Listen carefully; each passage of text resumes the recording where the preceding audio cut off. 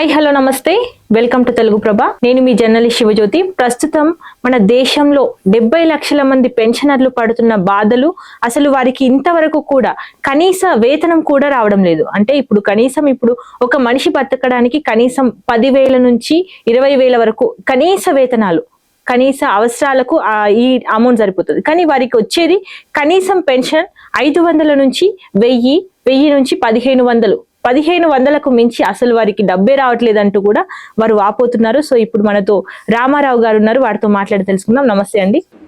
So ఏంటండి అసలు EPF పెన్షనర్లు ఇంతకాలంగా కూడా ధర్నాలు చేస్తున్నారు, ఎన్నో ప్రొటెస్ట్ చేస్తున్నారు, అయినప్పటికీ అంటే గవర్నమెంట్ నుంచి స్పందన రావడం లేదా? ఎలా? గవర్నమెంట్ నుంచి స్పందనే రావట్లేదమ్మా. ఎందుకంటే మేము ఎప్పుడు ఆకలి కేకలు అని బోర్డులు పెట్టుకొని ఈపీఎస్ 95 పెట్టుకొని తిరగడం తప్ప మమ్మల్ని అయితే ఈ మీ మీడియా ప్రకారంగా ఒక విషయం చెప్తున్నా అమ్మ, మీకు తెలుగు ప్రభకి చెప్తున్నా. మీలాంటి వాళ్ళే కొంతమంది మా గురించి పట్టించుకున్నారు. ఎప్పుడైతే గవర్నమెంట్ కి సానుకూలంగా ఉన్నారో వాళ్ళదే చూసుకుంటున్నారు, కానీ మాలాంటి పేద ఈ ఎంప్లాయీస్ ని కానీ మాలాంటి వాళ్ళని పట్టించుకోవట్లేదు. కానీ నేను ఇది మీరు తెలుగు ప్రభ మంచిగా దీన్ని ఇంకా బాగా ఇది అవ్వాలని, ఎందుకంటే నేను ఎంతో మందికి చెప్పాను. శివజ్యోతి అని ఉంది ఆవిడ పాపం మంచిగా అందరినీ ఎంత ఇది చేసిందంటే, వైరల్ చేసిందంటే ఆవిడ నాకు చాలా మంది ఫోన్లు చేశారు. అక్కడ పిఎఫ్ ఆఫీస్ ముందు ధర్నా చేస్తుంటే మిగతా ఎవరు వైరల్ చేయలేదు. నాది అర్థమైందమ్మా శివజ్యోతి.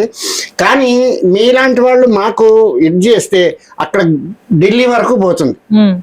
మా ఆకలి కేకలు మేమేంటి, ఏం సంగతి ఏంది అనేది. మేమేమంటున్నామంటే, నువ్వయ్యా నీ డబ్బు మాకొద్దు, నువ్వు వేసే బడ్జెట్ లో మా ముసలోళ్ళ గురించి మాకు డబ్బు వద్దు. మా దగ్గర కంట్రోల్. ఇప్పుడు ఎంత పెన్షన్ వస్తుందండి మీకు? నాకు 1030 రూపాయలు వస్తుందమ్మా. అంటే జనరల్ గా ఇప్పుడు ఎవరైతే ఈపీఎఫ్ పెన్షనర్లు ఉన్నారో వాళ్ళకు ఎంత పెన్షన్ వస్తుంది? వాళ్ళకి అందరికంటే 1500 వస్తుంది, నాకంటే ఎక్కువ. అంతకంటే 1500, అంతకు మించి రాదు. అంటే 700, 800, 900, ఒక్కొక్కరికి 500 కూడా వస్తాయి. 500 అసలు ఏం సరిపోతుంది ఆ పెన్షన్? అదే కదా తల్లి, మేమేమంటున్నాము, ఈ రోజున ఒక్క సిలిండర్ గ్యాస్ కొండాలంటే 1000 రూపాయలు. నాకు నా పర్సనల్ గా అంటే నాలాంటి వాళ్ళు ఎంతో మంది ఉన్నారు. మీ మీడియా ప్రకారంగా మీ ప్రభుత్వానికి ప్రజలకి తెలియపరచడం ఏంటంటే, మా మిసెస్ కి బ్రెస్ట్ క్యాన్సర్ వచ్చింది కాబట్టి అక్కడ కూడా డబ్బులు పెడితేనే ఆపరేషన్ అది చేస్తా ఉన్నారు. సరే, ఏదో మీలాంటి వాళ్ళు కొంతమంది మీడియా వాళ్ళు మాకు చేసి లేని వాళ్ళకి చెయ్యండి, ఆయనకి చాలా శాలరీ తక్కువ ఉందంటే ఎంఎన్జే హాస్పిటల్లో చేశారు, లేదని కాదు.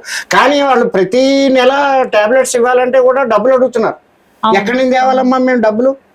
ఇప్పుడు ఈ రోజుని ఒక బీపీ టాబ్లెట్ కొనాలంటేనే మన పెన్షన్ తో పాటు మనకు గవర్నమెంట్ ఆసరా పెన్షన్ అని ఇస్తుంది కదా, అది కూడా వస్తుందా మీకు? వస్తుందండి, 2000 వస్తుంది. ఎందుకు అబద్ధం? మీడియా ప్రకారం, మీడియాలో అబద్ధం ఆడకూడదు. వస్తుంది 2000. అది ఎవరు మన కేసీఆర్ చేసిన పుణ్యం అది వస్తుంది. ఇది ఒక 1000. 3000 నేను ఇల్లు నడిపించాలమ్మా. 28 గజాలు తల్లి నా ఇల్లు, 28 గజాలు. మీరు అక్కడికి వచ్చి చూస్తే మీరే పరేషాన్ అయిపోతుండే. అందులోనే చిన్న రూములు, చిన్న కిచెన్, చిన్నది ఇట్లా కట్టుకుని జీవితం. మా కొడుకు అందులోనే ఉంటాడు. వాళ్ళకి పిల్లలు అది ఉన్నారని ఇక్కడి నుంచి ఖాళీ చేసి వెళ్ళిపోయి అక్కడ మన శంకర మధ్యాహ్నం ఉంటున్నాడు. 5-6 వేల రూపాయలు ఇక్కడ వచ్చి కిరాయి తీసుకుని అక్కడ కట్టుకుంటున్నాడు. నేను ఒక చిన్న దాంట్లో నాకు కరెంట్ బిల్లు అవి ఇవి నాకు వస్తుంది. ఇది పరిస్థితి మాది. మాకు వచ్చింది గ్రాడ్యుయేటీ అంతా కూడా ఎంత వచ్చింది? 5-6 లక్షలు వచ్చింది. ప్రావిడెంట్ ఫండ్ కానీ గ్రాడ్యుయేటీ కానీ అన్నీ కలిసి ఆ రోజే కథం అయిపోయింది. ఇచ్చేవాళ్ళకి ఇచ్చేసాం. మరి ఇప్పుడు ఎట్లా బతకాలి చెప్పండి? చెప్పండి అమ్మా. అంటే ఈ విషయం పైన ఎప్పుడైనా ప్రొటెస్ట్ చేశారా పెద్ద ఎత్తున? చాలా చేసాం. అస్సలు పట్టించుకోలేదు. సుందరయ్య విజ్ఞాన భవన్లో కూడా మేము 5-6 సార్లు మీటింగ్ పెట్టాం. పెద్ద లీడర్లు పిలిచి చేస్తే మేము చేస్తాం. కిషన్ రెడ్డి బీజేవైఎం భారతీయ యువజన పార్టీ నుంచి మాకు తెలుసు. తెలిస్తే నాకు ఎన్నోసార్లు చెప్పాడు, ఏం మీరు కమ్యూనిస్ట్ యూనియన్లో ఉంటారు, అందులో ఉంటారు, ఇందులో ఉంటారు, బిఎంఎస్లో రండి అని. బిఎంఎస్కి అప్పటి నుంచి నేను బిఎంఎస్కి వెళ్ళాను. వెళ్తే భారతీయ జనతా పార్టీలో ఉంటే కొంచెం వాల్యూ ఉంటుంది కదా అని తిరిగితే మాకు ఎవరైతే మెయిన్ కార్యకర్తలు ఉన్నారో వాళ్ళకే సున్నం రాసినట్టు అయిపోయింది. ఖాళీ బోర్డు నుంచి నెత్తి వరకు సున్నం రాసేసారు బీజేపీ వాళ్ళు మాకు. అంటే ఏమైంది తాత? మా పరిస్థితి ఏంటి? భారతీయ బిఎంఎస్ అంటే భారతీయ మజ్దూర్ సంఘ్ లో మేము ఉన్నాం. ఉన్నప్పుడు మాదే నువ్వు పట్టించుకోనప్పుడు వేరే యూనియన్లు పట్టించుకుంటావా? ఒకసారి ఏమంటాడంటే ఇట్లాగే కామెంట్ లోను, అయ్యా మోదీ సారు మాకు ఏమి పెన్షన్ పెరగట్లేదంటే, ఎందుకు పెరగట్లేదు? కాంగ్రెస్ కా వజాసే అంటాడు. కాంగ్రెస్ కి మాకు సంబంధం ఏంటి? మా పెన్షన్ కి కాంగ్రెస్ సంబంధం ఏంటి? ఏదో సావేజ్ చెప్పినట్టు నెత్తి మీద కొడితే నడు విరిగినట్టు మాట్లాడుతున్నాడు ఆయన. ఇదే ఆ పద్ధతి ఇది? అంటే అది ఎవరు అన్నాడా లేకపోతే ఇంకోళ్ళు చెప్పారా ఇంకోళ్ళు చెప్పారా? ఇది అంతే కదమ్మా. అక్కడ వచ్చేది అదే కదా. అదే కదా తల్లి. నువ్వు మాట్లాడే పద్ధతిగా మాట్లాడాలి. ఎన్నోసార్లు వెళ్ళాడు మా అశోక్ రావత్ సుప్రీం లీడరు, ఎన్నోసార్లు వెళ్ళి లేదు నాకు కూడా బాధ అనిపిస్తుంది, మా కరదేతం ఓ కరదేతం ఏ కరదేతం అని మంచిగా తాయిలాలు మంచి స్వీట్ గా మాట్లాడి పంపించారు. ఇప్పుడు 11 సంవత్సరాల నుంచి నువ్వు బడ్జెట్ వేస్తున్నావే, పోనీ బడ్జెట్ లో వెయ్యి పోని. నువ్వు ఒకప్పుడు మాకు రైల్లో రాయితీ ఉండేది సీనియర్ సిటిజన్ కి, ఇప్పుడు అది కూడా లేదు.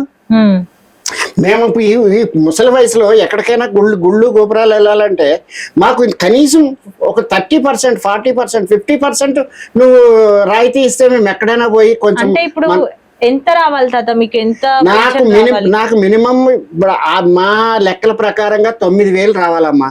9,000 ప్రతి ఒక్క పెన్షన్ దారికి 9,000 రావాలి. 9,000 కూడా వద్దు, 7,500 మాకు పెట్టాడు. కనీసం 7,500. దాని కూడా ఏది మన డిఏ ఆరు మెడికల్ ఫెసిలిటీస్ ఏమని చెప్పాము, అది లేదు. అయితే ఒకటి ఆధార్ ఇది ఇచ్చాడు, ఏది మన ఆయుష్మాన్ భారత్. ఆయుష్మాన్ భారత్ మొన్న రీసెంట్లీ వెళ్తే నడుస్తుందని, ఇంత మునుపు నాకు నడవలేదు అది. అదొకటి ఓకే అయింది.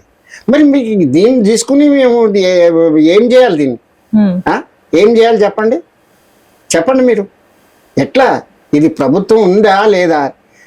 ఇప్పుడు ఆయుష్మాన్ భారత్ ద్వారా మీకు ఎంత బీమా వస్తుంది? 4 lakhs అమ్మా, 4 lakhs అనుకుంటాను అంతే.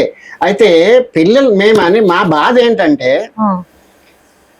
2-3 days ఆల్ ఓవర్ ఇండియా నుంచి జంతర్ మంతర్ దగ్గరకు వచ్చారు. మేము ఎప్పుడు 11 సంవత్సరాల నుంచి మేము అక్కడ టెంట్ చేసుకుని ఇంకా అలా కూర్చునే ఉన్నాం. కూర్చునే ఉన్నారు మా వాళ్ళు, మా లీడర్స్ అంతా. నువ్వు వితిన్ 3-4 days లో స్టూడెంట్స్ అంతా వచ్చి హంగామా చేసేసరికి నువ్వు లొంగేవే. మరి మేమేం చేసాం చెప్పండి అమ్మా. ఏమన్నా ప్రభుత్వానికి ఏమన్నా ఇది ఉందా? న్యాయం ఉందా? న్యాయమే లేదు. న్యాయం కావాలి కదా మాకు. మేము వద్దురా అయ్యా, మీకు డబ్బు వద్దు, మీకు డబ్బు వద్దు, మీ డబ్బు వద్దు, మాది మాకు ఇవ్వండి. నేనేం చేయాలి? డబ్బు లేదు, బడ్జెట్ లేదు. మాకెందుకు బడ్జెట్ లేదు?